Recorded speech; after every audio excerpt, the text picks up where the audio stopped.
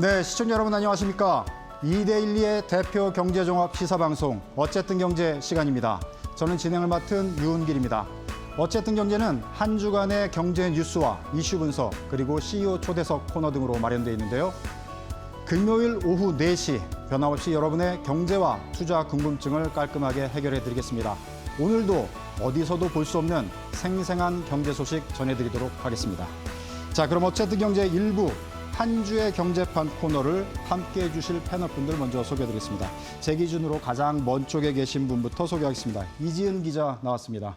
네, 안녕하세요. 안녕하세요. 자, 이어서 김주영 캐스터 나왔고요. 안녕하세요. 김주영입니다. 네, 그리고 오늘의 이슈 분석 특별 게스트로 유재술 한국주택금융공사 세종시사 주택연금 상담실장 나오셨습니다. 안녕하세요. 네, 안녕하세요. 네, 유재술 실장님 출연 이유는 잠시 후 정확하게 아실 수 있겠습니다. 자, 이제 어쨌든 경제 제작진이 선정한 한 주의 경제판 뉴스킥 5 본격적으로 시작하겠습니다.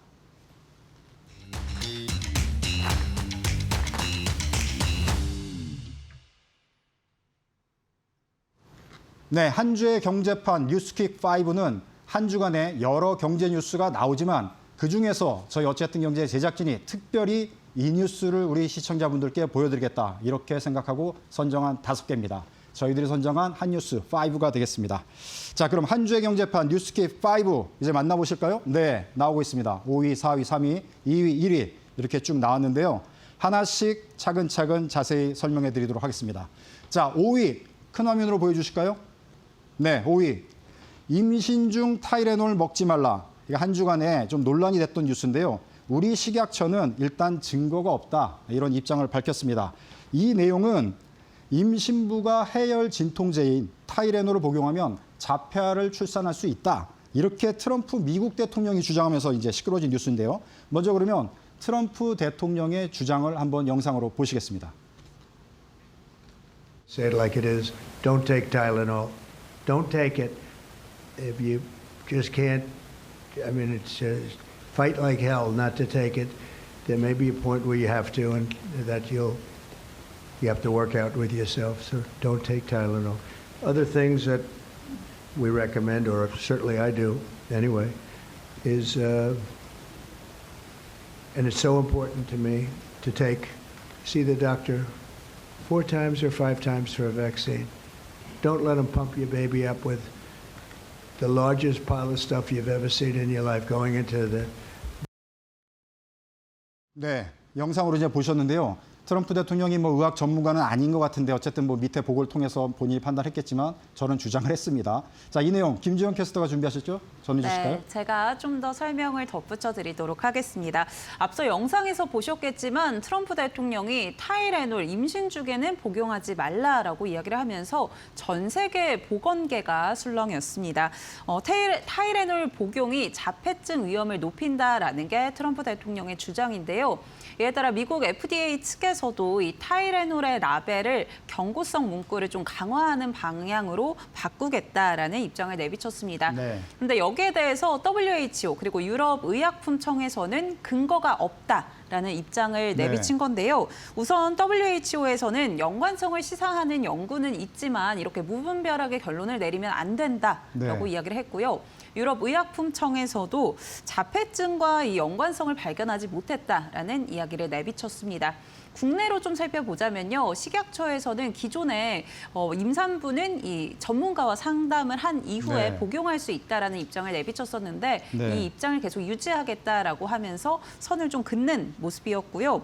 다만 관련 제조사에게 좀 관련 정보들을 요청했기 때문에 만약에 과학적인 근거가 확인이 되면 주의사항을 좀 바꾸겠다라는 이야기는 있었습니다. 네. 자, 지금 뭐 여러 가지 소식들 전해주셨는데 이 네. 브롬백 박사라는 분은 지금 이런 트럼프의 주장을 반박하는 내용을 또 얘기를 했다 그러는데 관련 영상 준비된 것 같은데 한번 영상으로 한번 보여주시죠.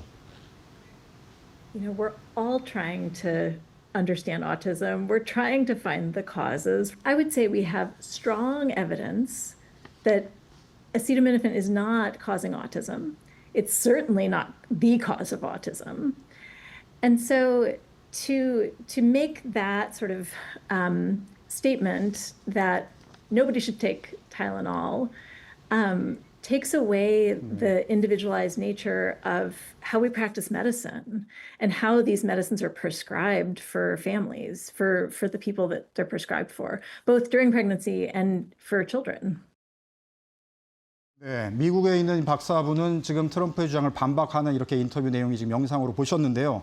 자, 김주영 캐스터는 어떻게 생각하십니까? 같은 여성분으로서 임산부 이런 얘기를 하다 보면 관심이 또 갔을 것 같은데. 사실 저는 뭐 아직 미혼이기 때문에 네. 잘 모르지만 임산부들한테 이렇게 가장 안전한 진통제 중 하나가 네. 타이레놀이라고 네. 하더라고요. 네. 근데 이런 이야기들이 나오면 너무너무 좀 불안할 것 같다라는 네. 생각이 들고요. 근데 전 세계적인 이런 기조를 봤을 때는 타이레놀 그렇게 위험하진 않지 않을까라는 네. 생각이 들기는 합니다. 사실 저도 열이 나면 아플 때 타이레놀 가끔 먹거든요. 네. 그래서 이제 저도 관심 있게 본 뉴스 중에 하나인데 지금 뭐 어쨌든 미국 대통령은 그렇게 주장을 했지만 또 전문가인 또 다른 박사나 또 우리 식약처 같은 경우도 네. 꼭 그렇다고 볼 수는 없다 이렇게 반박을 하니까 관련 내용을 아마 이제 전문가분들이 더 면밀하게 연구를 하고 검토를 할 테니까 좀 시간을 두고 좀 네. 지켜봐야 되지 않을까 이런 생각이 들었습니다.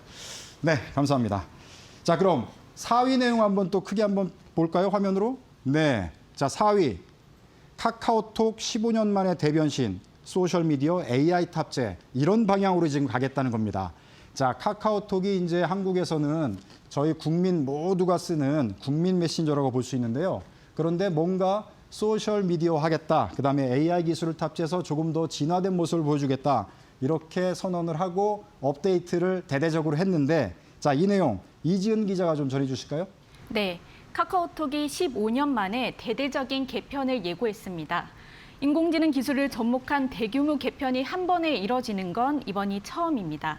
혹시 기자님은 카카오톡 업데이트 하셨나요? 업데이트하고 매일 쓰는데 네. 사실 좀 뭐가 바뀌었다고는 느끼는데 뭐가 바뀌었는지 디테일하게 써보기에는 바쁘다 보니까 기존에 그냥 메시지만 일단 주고받고 주말 중에 네. 한번 디테일하게 좀 살펴봐야겠다 이 생각을 지금 하고 있습니다. 네, 저 또한 새로운 카카오톡에 적응 중인데요. 먼저 카카오톡을 실행하면 가장 먼저 보이는 친구 탭이 피드형 UI로 바뀌었습니다. 친구들의 프로필 변경 내역과 또 발행 컨텐츠를 타임라인으로 보여주는 방식으로 다들 잘 아시는 인스타그램과 같은 피드형으로 바뀐 점이 특징입니다. 다만 일각에서는 친하지 않은 지인들의 일상까지 봐야 하고 또 광고 크기도 커졌다면서 불편함을 호소하는 목소리도 나오고 있습니다. 또 개편 내용의 핵심 내용은 챗 GPT 도입입니다. 오는 10월부터 사용자들은 별도의 앱 설치 필요 없이 카카오톡에서 바로 챗 GPT를 사용할 수 있습니다. 카카오는 이번 업그레이드를 통해서 이용자 체류 시간을 늘리겠다라는 구상이고 이번 대대적인 개편은 카카오의 중대 변곡점이 될 것으로 보입니다. 그리고 카카오 주가 한번 보고 가겠습니다.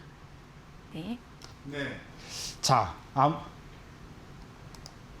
네. 자, 아무래도 이제 이지은 기자가 젊은 층에 속하니까 네. 카카오나 이런 메신저 앱을 더 많이 사용할 것 같은데 사용을 해보시면서 좀 느낀 점이 있을 것 같아요. 그런 걸 좀 소개해 주면 좋을 것 같습니다. 네, 장단점이 있을 것 같은데요. 우선 챗 GPT가 도입되면 대화 주제도 굉장히 다양해질 것 같고요. 메신저를 넘어서 생활 전반을 아우르는 슈퍼앱의 역할을 할 수 있을 것으로 보입니다. 또 단점을 하나 꼽자면요. 챗 GPT에 대한 의존도가 높아지면 또 중독으로 이어질 수 있다는 점은 우려스러울 것 같습니다. 네. 자, 오늘 뭐 종가나 이런 거 좀 준비하신 내용 있으신가요? 네. 오늘 카카오 종가는 전날 대비 6% 넘게 하락하면서 59,300원을 기록했습니다. 이번 업데이트에 불편함을 호소하는 이용자들이 잇따르면서 투자 심리가 악화한 것으로 풀이됩니다. 다만 증권가에서는 이번 카톡 대개편을 두고 광고 매출이 상승할 것이라는 또 기대감도 나오고 있습니다. 증권가들은 카카오 목표 주가를 8만 원대로 높여 잡은 상황입니다. 네, 오늘 전반적으로 시장이 안 좋았기 때문에 그것까지 감안해서 오늘 카카오 종가를 보셔야 될 것 같고요. 전반적으로 시장에서 이제 갑론을박 있다는 거 좀 참고하시면 될 것 같습니다. 자, 이제 한 주의 경제판 뉴스킥 5 3위 소식 큰 화면으로 한번 보시겠습니다. 네, 화면 나왔는데요. 이사철인데 세종시 전세난 계속되고 있다. 자, 전세값도 들썩이고요. 자, 세종시 서울을 제외하고 전국 지방 중에 세종시가 가장 주택 가격 또 전세, 월세 계속 상승세를 보이고 있는데요. 세종시는 지금 우리 행정부서가 많이 이전해 있고 앞으로 더 이전할 곳이어서 상당히 많이 관심 가는 지역이라서 오늘 특별히 세종시를 피상적인 숫자로만 보는 게 아니라 현장을 직접 좀 분석을 하고 내용을 생생하게 좀 파악을 해보고자 오늘 특별히 게스트를 모셨습니다. 자, 유재술 한국주택금융공사 세종시사 주택연구 상담 실장이신데요. 현장에 또 계시고 계속 그 부동산 상담도 해주고 계시니까 오늘 생생한 내용 부탁드리겠습니다. 네, 알겠습니다. 예. 자, 그러면 먼저 세종시에 지금 여기 나와 있는 대로 전세값이 좀 들썩이고 있고 매매값도 그런데 투자에 관심 있는 분들도 이제 상당히 관심이 많은 지역이거든요. 네. 그래서 세종시의 지금 현재 집값 전세 동향이 어떤지 개괄적으로 먼저 설명을 좀 해주시죠. 네. 2024년도에는 아시다시피 전국에서 가장 하락률이 컸던 지역입니다. 네. 그러니까 매매 같은 경우에는 5.6%, 전세 같은 경우에는 5.39%가 떨어졌으니까 아주 굉장한 폭으로 떨어졌던 거죠. 그런데 현재는 지금 매매는 1.63%, 전세는 1.87% 상승 중입니다. 사실 지금 최근 들어 전세가 크게 오른 거는 네. 아마 공급 부족인 것 같아요. 그리고 일부 월세 전환이 영향을 좀 미친 것 같습니다. 네. 그리고 5월부터 이미 전세 수급 지수가 100을 돌파됐습니다. 네. 그렇기 때문에 항상 9월이면 오는 내용인데 유독 올해 조금 전세가 강세를 보인 점입니다. 뭐 이사철, 공무원 이동 이런 것들이 영향으로 보여줍니다. 네. 정확히 딱 1년 전, 그다음에 연말 또 연초 대비해서 지금의 분위기는 세종시가 완전히 달라진 느낌입니다. 제가 서울에 살면서도 그렇게 느끼기 때문에 세종시에 계시면서 또 여러 가지 부동산 일을 하고 계시니까 더 피부로 느끼시지 않을까 이런 생각이 드는데요. 분위기가 어떻습니까? 1년 전은 급매물만 있었죠. 네. 급매물만 있었는데 지금은 이제 실수요자, 네. 심지어는 이제 투자자 수요까지 가세하면서 호가 위주 거래가 지속되고 있습니다. 그리고 정주 여건이 우수한 단지 중심으로 거래가 지금 증가되고 있는 상태죠. 네. 지금 5개월 이상 지속 상승하다 보니까 이미 매매 시장은 안정화가 된 것으로 보여지고요. 상승 구간 진입으로 해석이 되겠습니다. 그래서 과거에는 이제 무조건 매수를 했다면 지금은 네. 이제 신중한 태도를 보이면서 지역이나 금리 이런 것까지 파악하는 구매자의 태도가 달라졌다는 점입니다. 네. 지금 새 정부 들어서면서 사실 공약으로 이재명 대통령도 세종시 쪽으로 이제 수도 이전 공약을 지금 네. 내세운 상황이고 대통령 집무실도 지금 이전하는 걸로 그렇게 돼서 지금 위치까지 지금 지정이 돼서 지금 보도가 나오고 있고 국회 분원도 이전한다 그러고 정부 네. 부처도 추가로 또 이전한다 그러고 네. 그렇게 되면은 여러 가지로 호재들이 계속 앞으로 전개될 것으로 보이는데 이런 상황에 따라서 부동산 시장이 많이 영향을 받을 것 같은데 어떻게 보십니까? 맞습니다. 뭐 일정이나 속도, 범위에 따라서 시장은 아마 크게 반응할 가능성이 크다라고 보여지고요. 네. 뭐 이렇다 보면 실수요자, 투기수요 모두 유입으로 거래량이 아마 증가될 걸로 보여집니다. 또 그러다 보면 이제 상주 인력이 증가되고 인프라가 확충이 되기 때문에 더더욱 이제 그 매매 수요가 늘어날 가능성이 높겠죠. 그러면 이제 전세부터 일단 반응을 하게 되는데요. 이 전세 가격 상승은 매매 시장에 영향을 줄 수가 있습니다. 네. 그래서 이러다 보면 이제 정치 일정이나 가격 급등 시 단기 조정도 올 수 있다 이렇게 보여집니다. 네. 자, 주택 시장은 그나마 세종시는 호재들이 많이 있으면서 계속 상승 탄력을 받고 있는데 상가 시장은 전혀 지금 그거하고는 영향을 안 받는 것 같은 그런 느낌이 들더라고요. 네. 지금도 가면은 세종시에 상가가 많이 비어 있는 곳이 있고요. 그래서 상가 시장 같은 경우는 어떤 해결책들이 필요한지 좀 설명을 좀 부탁드리겠습니다. 뭐 해결책은 상당히 어려운 문제죠. 네. 근데 지자체도 지금 상가 문제 해결에 많은 노력을 하고 있는 걸로 알고 있습니다. 네. 신규 상가도 이제 분양과 관리가 좀 필요한 걸로 보여지고요. 네. 기존 상가도 좀 허용 범위 내에서 주거나 오피스로 이렇게 조정 중인 걸로 알고 있습니다. 네. 그래서 금융 보조금이랄지 공공성 건물 임차 등이 이제 현실적인 대안으로 진행 중으로 있는데요. 네. 그거보다는 장기적인 세금 감면이나 또는 금융 조건 조정 등이 더 필요해 보입니다. 네. 결국은 이제 장기적으로 기다리다 보면 좀 나아질 건데요. 네. 이제 폭넓은 용도 전환이나 세금 감면, 대출 금융 완화가 더 현실적으로 보입니다. 네. 자, 세종 부동산 시장 같은 경우는 서울에 계신 분들도 일부 이제 관심을 갖고 있고 지금 이전일 예고하다 보니까 그 기관에 근무하는 직원들의 관심이 어느 때보다 좀 높은 상황이거든요. 그러다 보니까 이제 집을 마련해야 되는지 어떻게 되는지 고민이 많은 상황인데 그런 실수요 그다음에 투자 수요 이런 분들 위해서 이제 조언을 주신다면 어떻게 말씀해 주실 수 있을까요? 예, 세종은 뭐 아시다시피 전체 청정 도시입니다. 그리고 또 가장 젊은 도시죠. 예, 그래서 이제 이사 오려는 분들이 많으신데요. 예, 한 5가지 정도만 이렇게 기억을 하시면 좋을 것 같아요. 정부청사, 세종청사, 네. 뭐 금강, BRT축, 학원, 학교 이런 것만 기억하셨다가 그 인근에 구입을 하신다면 큰 낭패를 보지 않을 것이다 이렇게 보여집니다. 그리고 그 전 지역이 청정 도시이기 때문에 어디 네. 지역을 구매하셔도 큰 손해가 없다 이렇게 보셔도 될 것 같습니다. 그리고 네. 외곽과 가장 비싼 지역의 가격 차이는 불과 2배 정도밖에 나지 않습니다. 네. 그래서 가격을 기준으로 해서 구입을 해도 큰 실패가 아니다 이렇게 보여집니다. 자, 그럼 세종시를 기준으로 금방 말씀하신 거를 제가 이제 들었을 때 외곽과 지금 중심부 지역 간 가격 차이가 생기는데 그 중에 중요한 변수는 정부 청사와의 접근성, 그 다음에 맞습니다. BRT 버스 오송 KTX까지 가는데 네. 그 라인의 BRT 버스가 이제 직행 중앙차로로 가는데 네. 그 버스 정거장이 가깝냐 안 가깝냐. 맞습니다. 네. 그 다음에 학원가도 지금 형성이 돼 있다고요? 예, 맞습니다. 학원과도 여기 서울하고 비슷하게 형성이 돼 네. 있고요.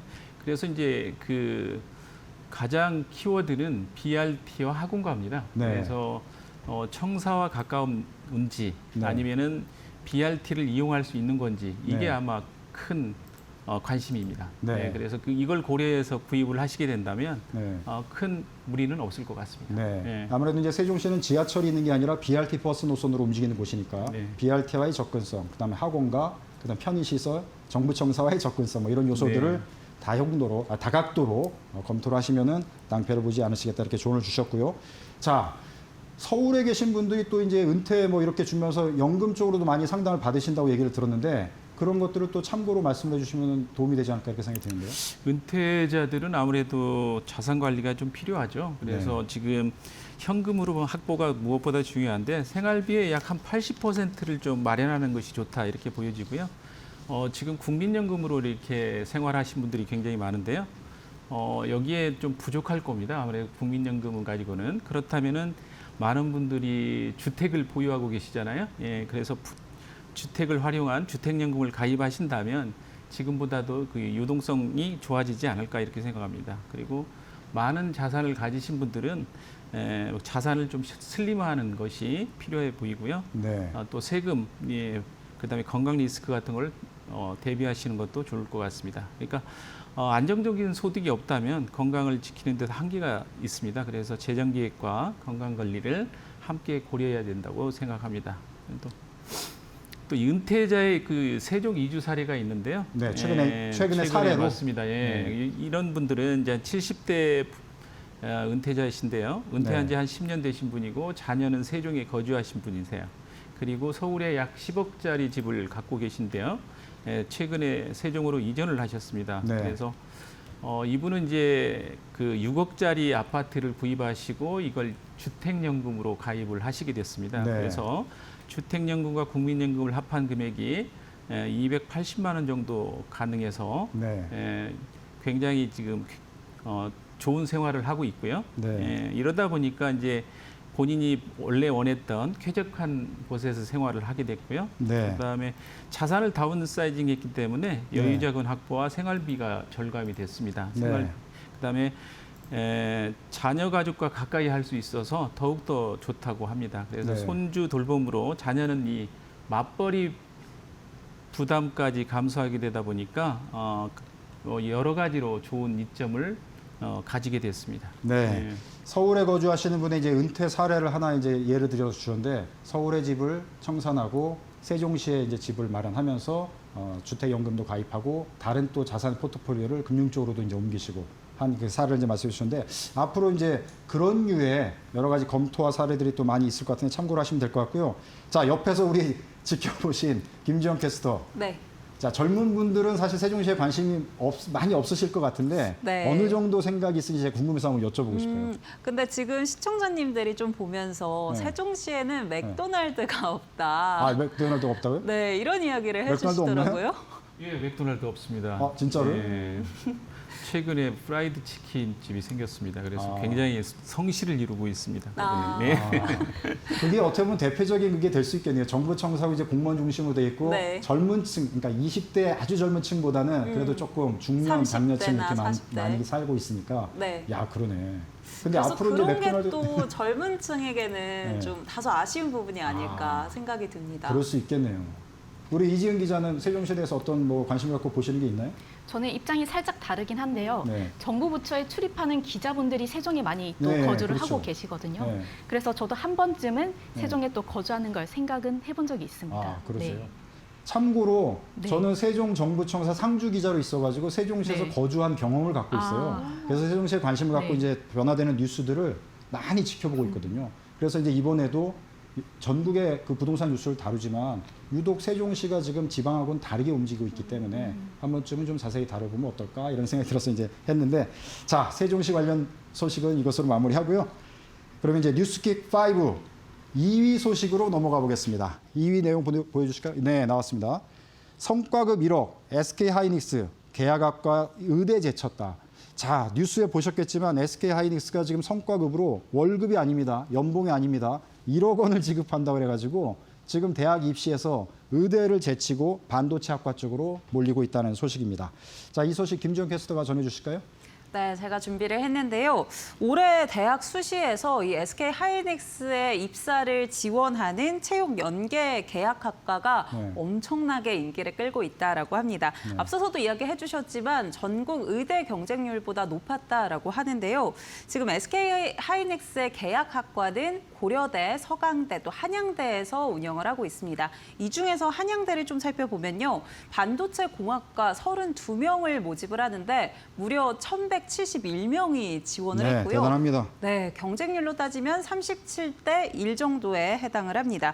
이렇게 SK하이닉스의 계약학과에 지원자가 늘어난 건 결국에는 SK하이닉스의 실적과도 연관이 있는데요. SK하이닉스 올해 연간 영업이익이 전년 동기 대비해서 62%가량 증가를 했습니다. 38조 이상이 예상이 되고요. 그 가운데 10%를 이 영업이익의 10%를 성과급에 사용하기로 했는데 이걸 직원 수로 나누면 앞서 이야기해 주신 대로 네. 직원 한 명당 성과급 1억 원이 예상이 되고 있습니다.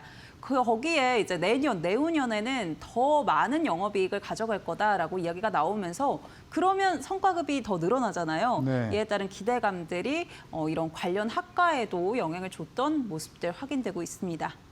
네, 야, 대단합니다. 엄청나죠, 사실 네. 1억 원이라는 금액이. 그러니까 직장인으로서 이런 거는 사업이 이제 필요 없는 거죠. 사업을 그쵸. 하겠다고 해서 직장 열심히 다녀서 뭐 보너스, 인센티브 하는 게 훨씬 더 나을 수가 있는 선택이잖아요. 네. 그리고 우리 김지영 캐스터는 어떻습니까? 만약에 대학을 다시 돌아가서 지원을 한다면 다시. 이런 학과 어떨까요? 근데 요거는 삼성전자도 한번 따져봐야 되지 않을까 생각이 들긴 합니다. 네. 뭐 SK하이닉스가 지금 HBM 시장을 주도하고 있기는 한데 또 네. 삼성전자도 부단히 노력하고 있잖아요. 네. 그렇기 때문에 제가 만약에 들어가서 졸업할 때는 어느 기업이 더 우세할 건가 네. 이런 것도 좀 따져봐야 되지 않을까 생각이 네. 듭니다. 이지은 기자는 어떻게 보셨어요?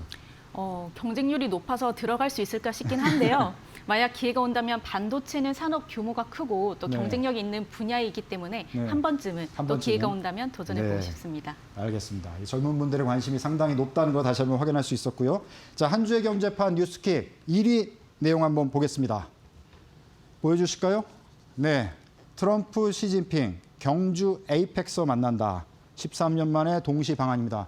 대단합니다. 한국이 뭐 여러 가지로 관심을 많이 전 세계에 이목을 집중시키는 소식들이 많은데 그중에 한 또 큰 뉴스가 되지 않을까 이렇게 전망이 되고 있습니다.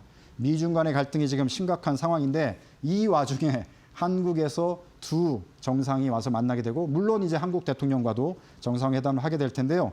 이 소식 이지은 기자가 전해 주실까요? 네. 미국 트럼프 대통령과 중국 시진핑 국가주석이 내달 경주에서 열리는 에이펙에 참가합니다. 미중 정상이 동시에 한국을 찾는 것은 2012년 해관보 정상회의 이후 13년 만입니다. 트럼프 대통령과 시 주석이 만나는 것도 트럼프 집권 2기에 들어선 처음이기 때문에 또 세간에서는 이번 만남이 메가 이벤트로 주목받고 있습니다. 에이펙은 10월 31일부터 이틀간 열리는데요. 이번 회의에서 두 정상이 정식으로 회담을 가질지 혹은 약식 회동에 그칠지는 아직 불투명합니다. 다만 현재 미중 간 무역 갈등이 이어지고 있고 또 반도체와 히토류 수출 규제 그리고 아태 지역 안보 불안과 관련한 타협점이 좀 마련될지는 주목되고 있는 상황입니다. 또 우리 정부도 에이펙 준비에 한창인 모습인데요. 김민석 국무총리는 교통, 숙박, 쇼핑, 결제까지 외국 관광객이 마주하는 고질적인 불편을 해소하는 데 최우선으로 집중하겠다고 밝혔습니다. 이번 에이펙이 경제와 외교의 장을 넘어서 K 콘텐츠의 힘을 세계에 알리는 기회가 될 것으로 보여집니다. 네. 자, 지금 트럼프, 시진핑 정상회담 경주 에이펙에서 만날 걸로 예상되는데 아직 정확하게 확정이 된 거는 아니고요. 그렇게 예상이 되고 있고 그렇게 되기를 이제 희망을 하고 있다. 그렇게 보시면 될 것 같습니다. 그렇게 한다면 13년 만에 동시 방한 또 정상회담이 될 것으로 예상이 되고 있습니다. 자, 한 주의 경제판 뉴스킥 5. 저희 어쨌든 경제 제작진이 선정한 이번 주 경제 소식과 분석까지 전해드렸습니다. 자, 지금까지 이지은 기자, 김주영 캐스터, 유재술 한국주택금융공사 세종지사 상담실장께서 수고해 주셨습니다. 고맙습니다. 고맙습니다. 자, 이번에는 이데일리 TV의 뉴스 리포트 보시겠습니다. AI 기술을 활용해서 내 브랜드에 딱 맞는 인플루언서를 찾아주는 서비스가 출시됐다고 하는데요. 이지은 기자가 취재했고요. 이 뉴스 소식 전해드리면서 어쨌든 경제 1부 마치고 2부 CEO 초대석 코너에서 다시 뵙도록 하겠습니다. 초대석에는 한국, 미국 증시 분석을 가장 정확하게 하시는 이채원 라이프 자산운용 의장께서 나오십니다. 어디 가시지 마시고 채널 고정 부탁드립니다.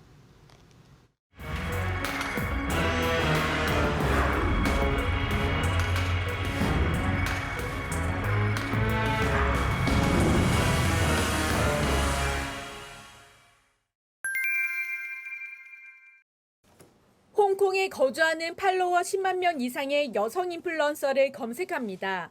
여기에 뷰티에 관심 많은이라는 조건을 입력하면 해당 인플루언서들이 화면에 나타납니다. 빅데이터 전문기업 바이브 컴퍼니가 개발한 AI 인플루언서 발굴 서비스 후텍입니다. 팔로우 수와 협업 가능 여부, 거주 지역 등 요약 정보가 제공되고 텍스트와 이미지, 영상까지 멀티모달 분석을 통해 브랜드에 적합한 인물을 찾을 수 있습니다. 과거에는 그냥 매스미디어를 통해서 일방적으로 이렇게 정보가 전달이 됐다고 하면 지금 좀 더 포커스해가지고 우리의 그런 어떤 가치관, 우리의 그런 철학 이런 것과 매치가 되는 그런 인플루언서를 찾아가지고 광고를 할 수 있기 때문에 마케팅을 할 수 있기 때문에 훨씬 더 효과적이라고 할 수가 있습니다. 바이브 컴퍼니는 기존 AI 에이전트 솔루션인 바이브 솔루션, 빅데이터 분석 서비스 썸트렌드를 강화하는 동시에 신사업 후텍을 앞세워 수익성 개선에 나서고 있습니다. 또한 연내 비핵심 사업을 정리해 올해 하반기 실적 반등을 꾀하고 있습니다. 회사는 지난해 영업손실 60억 원을 기록했습니다. 매출은 264억 원으로 1년 사이 12% 감소했습니다. 내년에는 아마 손익분기점 달성 혹은 그 이상을 목표로 할 수 있을 거로 보고 있습니다. 바이브의 솔루션, 그다음에 서비스, 그리고 또 이제 후텍 같은 그런 서비스들, 썸트렌드 같은 그런 서비스들을 통해서 본격적인 수익성 확보를 할 수 있을 거로 그렇게 생각을 하고 있습니다. 25년간 500억 건에 달하는 방대한 데이터를 직접 분석해온 바이브 컴퍼니. 특화된 데이터를 기반으로 AI 에이전트 선도 기업으로 자리매김할 수 있을지 주목됩니다. 이데일리 TV 이지은입니다.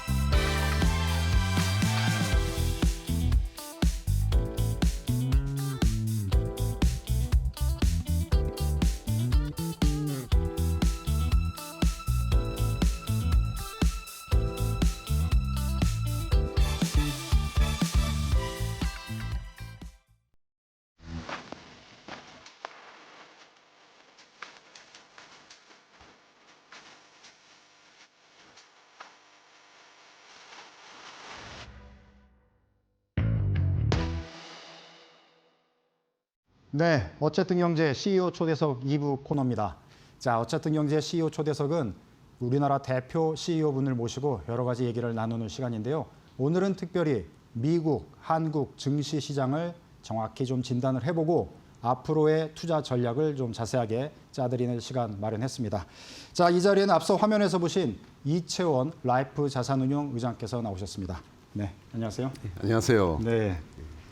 자, 저희가 작년 말이었나 올 초인가 제가 다른 자리에서 인터뷰할 때 그랬었죠. 한국 증시, 예. 뭐 미국 증시 어떻게 전망하시는지 여쭤봤을 때 예. 올해 2025년에는 예. 한국 증시가 굉장히 좋아질 테니까 예. 작년의 실망감을 버리고 예. 한국 증시에 관심을 갖고 투자를 해야 된다.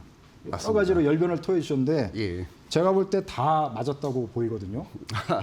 그래서 아, 참 대단하시다. 그런 거를 예. 올해 내내 사실 느끼면서 저는 시장을 봤습니다. 예. 그래서 현재 이런 거를 나름대로 또 자체 평가를 해주신다면 어떻습니까? 예. 뭐 너무 감회가 새롭죠. 네. 사실 작년 12월 초만 해도 네. 너무 우울했었고 네. 코스피가 2,360포인트까지 하락을 했었고 네. 그 기준으로 보면은 PR이 8.9배 정도니까 네. 전 세계 평균보다 반 이하로 낮은 가격에 거래가 네. 돼서 네. 세계 가장 저평가된 시장이었죠. 네. 그때 상황을 이제 좀 돌이켜 보면은 네. 사실 뭐 마치 나라가 망했다는 듯이 말씀하신 분들도 그러니까 이게 많았고. 지금 시장이 좀 괜찮으니까 사람들이 잘 잊어먹었는데 예, 그렇습니다. 작년 예. 한 해 거의 내내 되게 그렇죠. 암울한 분위기 속에 시장이 그렇죠. 한국 증시가 이대로 진짜 망하는 예. 거 아니냐. 맞습니다. 그런 분위기였거든요. 환경이 뭐 너무 안 좋았고 글로벌 경제도 또 이렇게 후퇴하는 그런 시기였고 극도로 부진한 내수 경기, 네. 또 삼성전자를 비롯한 주력 산업들의 실적 부진, 네. 거기다 관세 리스크까지 부각되면서 네. 마지막으로 이제 결정적으로 그 계엄 선언까지. 네, 계엄이 터지니까 너무 제가 우울해가지고 그날 네. 좀 화도 좀 나고 고민을 많이 하다가 가만히 생각해 보니까 내가 이럴 때가 아니면 언제 주식을 사지? 이런 네. 생각이 드는 거예요. 네. 더 이상 나올 리스크가 하나도 없는 거예요. 모든 악재가 다 노출이 되고. 모든 악재는 다 나온 예, 그런. 주식은 너무 싸고. 네. 그래서 그렇게 말씀을 드렸었는데 다행히 이제 6월부터 신정권이 들어서면서 우리가 잃었던 그 리더십을 네. 회복을 하면서 6개월간 정부 공백기를 회복하면서 주가가 급반등했고 네. 그 이후에는 이제 뭐 정부의 적극적인 내수 배양 정책이라든지 자본시장 선진화 정책 이런 네. 것들이 나오면서 코스피가 이제 여기까지 왔습니다. 네. 예. 그래서 하여튼간에 지금 전반적으로 많이 회복이 돼서 예. 전체적으로 이제 분위기가 좋은데 일단은 오늘은 많이 지금 조정을 받았어요. 그렇습니다. 네. 그래서 이제 숨고르기 장세라고 볼 수도 있고 예. 어떤 분들은 또 우려하시는 분도 있고 그런 분도 계신데 자 그러면 한국 증시가 지금 단계별로 지금 잘 밟아 올라왔어요. 예. 이 상황에서 살짝 숨고르기 조정 장세를 지금 겪고 있어요. 앞으로 지금 어떻게 전개가 될 걸로 보시는지 또 상승하기 위한 조건들은 예. 어떤 것들이 필요한지 좀 말씀을 해주시죠. 단기적으로 보면 네. 지금 가장 우려되는 건 이제 관세 관세. 관세 네. 협상이 문제가 될 것 같고 네. 지금도 25%씩 세금을 내고 있기 때문에 네, 현재는 아직 한국이 타결이 예. 종결이 안 됐기 때문에 맞습니다. 25%로 좀 자동차에 한해서 맞습니다. 그렇게 예. 되고 있는데 그렇게 되면은 사실 3분기 실적이나 4분기 실적이 상당히 안 좋게 나올 가능성이 큽니다. 네, 대부분의 시가총액 상위 기업 중에서 이 수출 관련주들이 많지 않습니까? 네, 현대자동차도 마찬가지지만 네, 그런 부분이 좀 걱정이 되고 네. 또 하나 우려할 사항은 이제 세제 개편안이 이제 어떻게 결론이 날 세제 것인가가 개편안, 이제 네. 가장 큰 관건이 될 거고 네. 그간에 뭐 우여곡절이 있었지만 여기까지 오면서 중간에 조정을 한번 했었잖아요. 네, 네. 그때 이제 바로 이제 세제 네. 개편안에 실망을 하면서 네. 사람들이 뭐 대주주 양도세가 이제 10억 원이나 50억 원. 배당소득 분리과세도 네, 굉장히 그것도 후퇴한 있고. 안을 네. 발표를 했기 때문에 네. 조정을 받았었는데 다시 거기에 대한 또 기대감이 네. 또 좋아질 거다, 더 네. 좋은 안이 나올 거다라는 얘기가 나오면서 이제 반등을 한 거거든요. 네, 그래서 이런 현상들이 좀 단기적으로는 이제 네. 두 가지가 가장 큰 요인이 될 것 같아요. 관세 네. 협상이 어떻게 될 것이냐, 네. 세제 개편안이 어떻게 나올 것인가. 네. 자, 한국 증시의 단기적인 변수는 관세, 예. 한미 간의 관세 예. 협상이 이제 어떻게 마무리될 것인지 그게 한 가지가 있겠고 그다음에 세제 개편안, 예. 정부가 추진한 세제 개편은 어떻게 마무리가 되는지 그거를 살펴보고 시장을 접근하면 되겠다. 맞습니다. 그러면 예. 한국 증시가 장기적으로 계속 예. 상승 추세 내지는 완전 레벨업이 되기 위해서는 또 어떤 조건들이 필요하다고 보십니까? 코리아 디스카운트의 가장 큰 원인은 네. 과거에는 4가지 정도로 얘기를 했던 것 같아요. 네. 잘 아시고 계시는 지정학교 리스크가 네. 있었고 북한이 미사일 쏠 때마다 이제 네. 다들 걱정을 했는데 네. 요즘은 거의 뭐 뉴스도 안 나오는 네. 것 같아서 그 리스크는 많이 둔화된 것 같고 네. 두 번째는 산업 구조가 네. 너무 대외 의존도가 높고 경기에 민감하다는 거죠. 네. 과거를 돌이켜 보면은 시가총액 상위 기업들이 대부분 이제 시클리컬 기업들이 많았었잖아요. 네. 근데 지금 상위 종목을 한번 봐보세요. 거의 최첨단 반도체, HBM을 비롯해서 뭐 2차 전지, 바이오, 우주항공 이런 산업들이 포진을 하고 있기 때문에 네. 그 리스크도 없어진 것 같아요. 남아있는 건 두 가지밖에 없는데 첫 번째는 우리가 어떤 투자자 보호장치 이런 게 좀 미흡했다. 네. 말하자면 우리가 주식을 하다 보면은 가끔 가다 보면 항상 있는 일은 아닙니다. 네. 근데 1%의 주주는 1%만큼 보호를 받고 10%의 주주는 10%만큼 보호를 받고 혜택을 받아야 되는데 간혹 가다가 20, 30%를 가지고 있는 지배주주가 7, 80%를 가지고 있는 일반 주주의 이익을 합병, 분할, 터널링을 통해서 편취하는 현상이 간혹 발생해요. 네. 이러다 보니까 주주의 비례적 이익이 보호되고 있지 않았던 거죠. 네. 그래서 우리가 한국 주식 과연 안심하고 장기 투자할 수 있는가를 네. 고민해 보면 장기 투자하기 어려웠던 것 같아요. 네. 과거에 제가 투자에 실패한 요인도 보면 2013년까지는 그런 대로 작동을 했는데 2014년에 저금리 디프레이션이 오면서 좀 그로스 사이클이 오면서 좀 모멘텀 투자가 성행을 했고 그간에 제가 좋아했던 좋은 가치들을 놓고 보면 10년 전에 굉장히 쌌어요. 네. 너무 싸다고 투자했는데 10년이 지났는데 더 싸져 있어요. 아. 그러니까 밸류 트랩에 빠져가지고 네. 단순히 싸다고 샀더니 네. 그건 계속 더 싸지고 주가가 안 오르는 거예요. 아. 이 이유를 돌이켜 보면은 결국은 거버넌스의 문제였다. 네. 주가가 오르길 원하지 않았던 겁니다. 회사는. 근데 우리는 주가가 오르길 원하지만 네. 그런 문제점들 때문에 이런 현상이 벌어졌던 거고 이런 첫 번째 요인은 상법 개정으로 깔끔히 해결이 된 것 같아요. 네. 그런 예. 가장 한국 증시의 문제점으로 지적하신 맞습니다. 거버넌스의 문제가 예. 이번에 상법 개정으로 맞습니다. 해소가 된 것 같다. 예. 제 382조 3항에 네. 이사의 충실 의무가 개정이 되지 않습니까? 네. 여태까지는 기업의 이사들은 회사만을 위해서 일했다고 하면 앞으로는 회사뿐만이 아니고 주주. 모든 주주를 위해서 충실하게 일을 해야 되기 때문에 네. 이제는 그런 일이 이제 없어질 거로 보고 있습니다. 네. 그 부분 때문에 이제 코스피가 3천이 넘어갔다고 저희는 해석을 하고 있고요. 네. 그 이후의 상승세는 이제 두 번째 디스카운트 요인이 해결이 돼야 되는데 네. 두 개는 다 세금에 관련된 겁니다. 네. 그래서 규제를 하고 상법을 개정하고 이런 것들은 좀 채찍에 해당되는 거고 네. 사실 당근이 필요한데 네. 당근은 이제 세제 개편을 통해서 이제 시행을 할 수가 있는 건데 주주 간의 이해관계의 불일치가 가장 큰 디스카운트 요인으로 좀 남아 있습니다. 네. 지배주주와 일반 주주 간의 이해관계가 달라요. 네. 이 세상의 모든 주주나 투자자들은 주가가 오르기를 원하잖아요. 근데 유독 이제 국내에는 주가가 오르기를 원하지 않는 기업들이 꽤 있는 것 같아요. 네. 왜냐? 상속세가 네. 60%입니다. 그게 연관이 돼 있으니까. 예. 우리나라에 상장돼 있는 대기업의 대주주의 최고 세율은 60%이기 때문에 이 세대 정도까지 가면 10몇 %밖에 안 남죠. 네. 100이 있어도. 네. 그렇기 때문에 주가가 오르면 세금만 더 내야 되니까 주가가 오르기를 절대로 원하지 않습니다. 네. 두 번째 요인은 이제 배당금인데요. 네.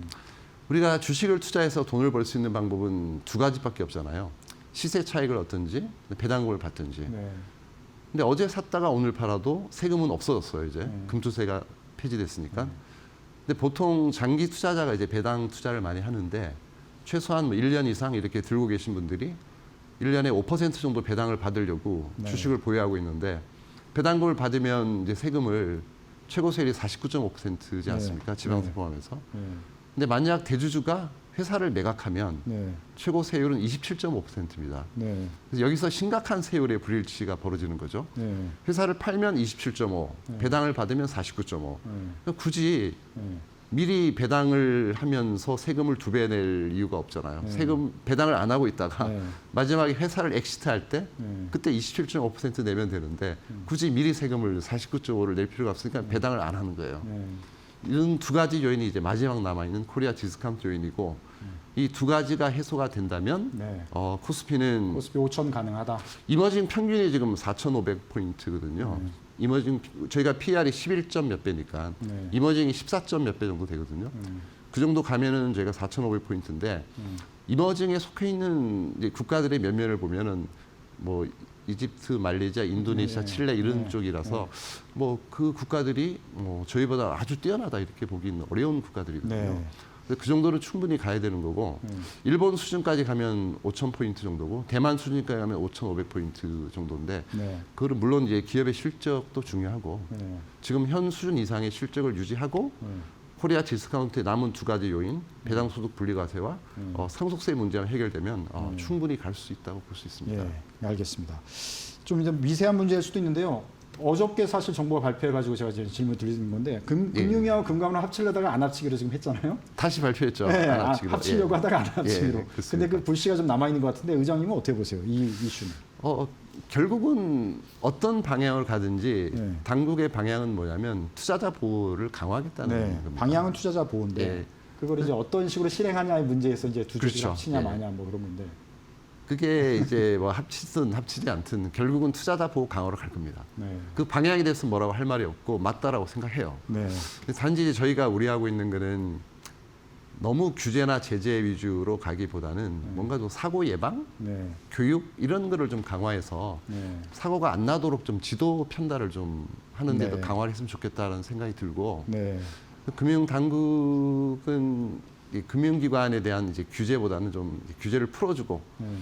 왜냐하면 우리나라 제조업은 아주 강합니다. 지금 글로벌 기업들도 많이 탄생했지만은 글로벌 금융기업이 지금 없지 않습니까? 네. 그래서 우리나라의 금융산업은 성장 초기 단계예요. 네. 이제 걸음마 단계인데 여기서 좀 북돋아주고 지원도 해주고 응원을 해줘서 좀 금융산업에서 좀 글로벌 금융기업이 나올 수 있도록 해줬으면 좋겠다. 이제 그런 바람이 많은 거죠. 네.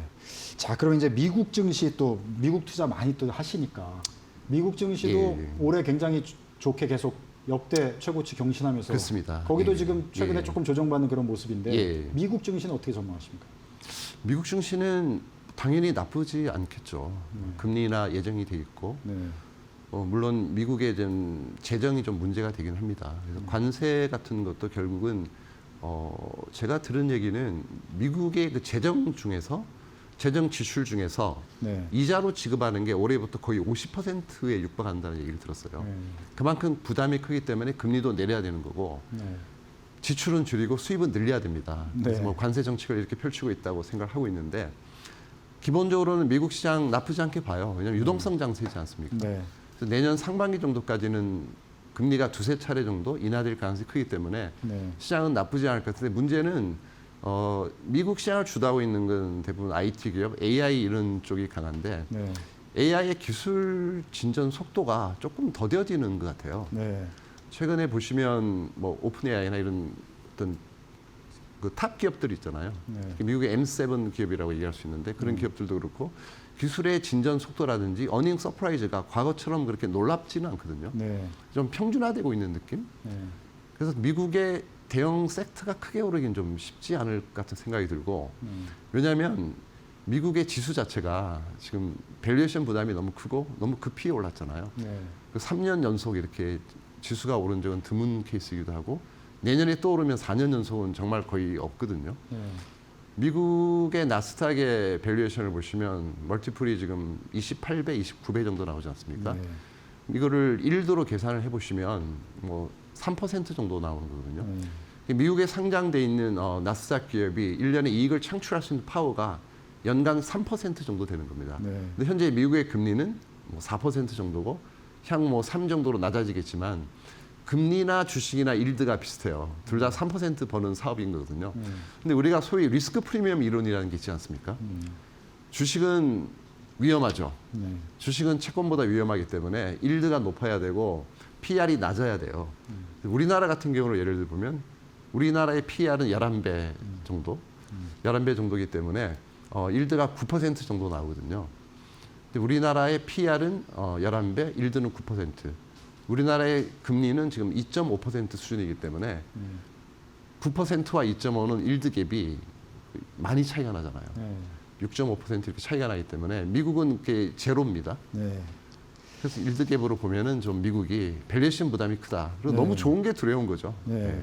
자, 이게 너무 좋은 게 두려운 거다 이렇게 말씀하셨는데 하여튼 미국 증시가 어쨌든 나쁠 그런 큰 이유는 별로 없어 보이는데 예. 어쨌든 지금까지 너무 많이 올랐기 때문에 그렇습니다. 조심하게 예. 접근을 해야 된다. 예. 자, 그렇게 이해가 될 것 같은데 그럼 단기적으로 지금 이제 이제 주말이고 또 추석 연휴를 앞두고 있지 않습니까? 예. 이런 때 우리가 고민이 많잖아요.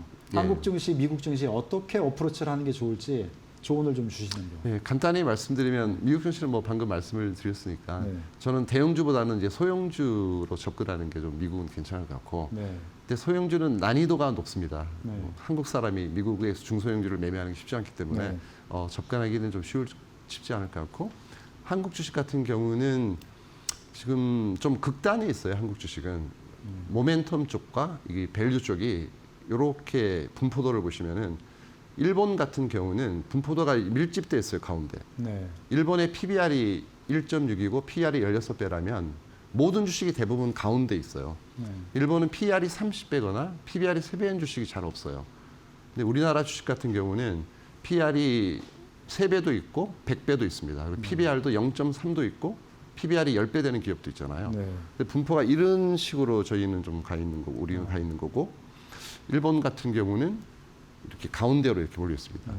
그래서 한국 주식을 투자해서 성과를 내는 방법은 이쪽에 모멘텀 쪽에서 아주 비싼 주식을 단기 매매를 잘해서 돈을 벌든지 아니면 이쪽에 아주 싼 쪽에 있는 주식을 좀 이쪽으로 끌어당기는 작업을 해서 성과를 내든지 이제 두 가지 방법밖에 없는데 저희 같은 경우는 저희 회사는 이쪽을 많이 쓰고 있습니다. 네. 너무 싼 쪽에 가 있는 걸 적정 수준으로 가는 방향으로 네. 그런 전략을 구사하고 있습니다. 지금 말씀하신 거를 좀 더 궁금해서 여쭤보면 지금 라이프 자산 운영하고 계신 예, 거잖아요. 예. 그럼 라이프 자산 운영의 투자 전략을 저희가 참고를 하면 그래도 예. 이제 적용을 해볼 수 있을 것 같은데 예. 현재 투자 전략을 좀 공개해 주실 수 있는 수준에서 말씀해 주시면 어떤 게 있습니까? 지금 방금 말씀해 주신 말씀드린 거를 대로 조금 더 풀어서요. 우리나라 평균 PBR이 1배면 1배에 밀집이 돼 있어야 되는데 이쪽에 0.5 쪽에 많이 가 낮은 있는 거거든요.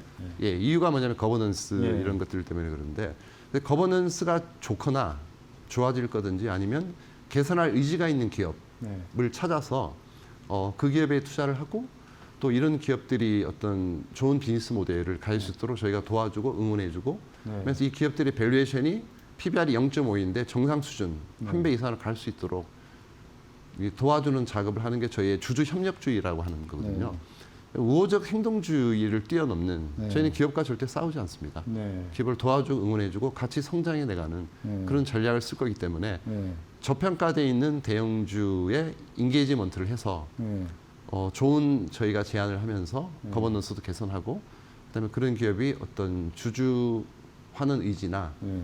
기업 가치나 주주 가치를 개선할 의지가 있는 기업에만 투자를 해서 좀 성과를 내는 게 저희 전략입니다. 네. 자, 지금 라이프 자산 운용을 운영하고 계신데 창업의 동기와 함께 사실은 한국에서 워런 버핏이라는 별칭도 이제 갖고 계셔서 언론에 많은 관심도 받고 계신데 전체적으로 예. 투자의 비전, 철학 이런 걸 좀 예. 짧게 말씀해 주시면서 앞으로의 좀 예. 방향에 대해서 말씀해 주시면 많은 참고가 될 것 같습니다. 저희 회사의 사명이 LIFE, 라이프입니다. 예. 라이프는 Long Term Investment for Everyone의 약자입니다. 이름 자체가 이제 장기 투자, 예. 가치 투자. 모두를 위한 장기 투자의 네. 약점이고 네. 모두라는 게 기업, 저희 네. 임직원, 화면으로 투자자, 나오는데요. 예, 다 포함된 거고요. 네. 그래서 저희 철학, 경영 철학이나 운영 철학은 여기에 담겨 있습니다. 모두를 네. 위한 장기 투자라고 말씀드릴 수가 있고 네. 그리고 뭐 투자자분들한테 좀 특별히 이제 말씀드리고 싶은 거는 이 세상에 누구에게나 완벽한 운영 전략은 없습니다. 네. 하지만 나한테 딱 맞는 전략이 있겠죠. 저희는 워낙 겁이 많고 돈을 잃는 걸 싫어하니까 네. 보수적이고 소박한 이제 투자 전략을 구사를 하는 거고 네. 본인한테 맞는 전략이 뭐 가치 투자가 아닐 수도 있잖아요. 본인한테 딱 맞는 멋있고 화려한 옷보다는 정말 치수가 맞고 몸에 네. 맞고 잘 어울리는 그런 옷, 그런 전략을 찾아서 투자하시는 게 중요할 것 같아요. 어떤 네. 방법은 중요하지 않습니다. 네. 아유, 말씀 감사합니다. 자, 앞으로 우리 투자 시장 그리고 이제 증시 선진화에 예, 늘 기여하는 예. 라이프 자산 운용 그리고 의장님 되시기를 응원하고 지켜보도록 하겠습니다. 네, 오늘 감사합니다. 바쁘신데 시간 주셔서 감사합니다. 자, 오늘도 숨가쁘게 달려오다 보니까 벌써 마칠 시간이 됐는데요. 다음 주는 저희가 이제 추석 명절 연휴를 앞두고 있어서 금요일 한 주 쉬고 10월 10일 다시 여러분들 찾아뵙도록 하겠습니다. 어쨌든 경제는 매주 금요일 오후 4시에 여러분들의 투자와 경제 궁금증을 풀어드리면서 세상 어디에도 없는 새로운 소식 전해드리도록 하겠습니다. 시청해 주셔서 고맙습니다.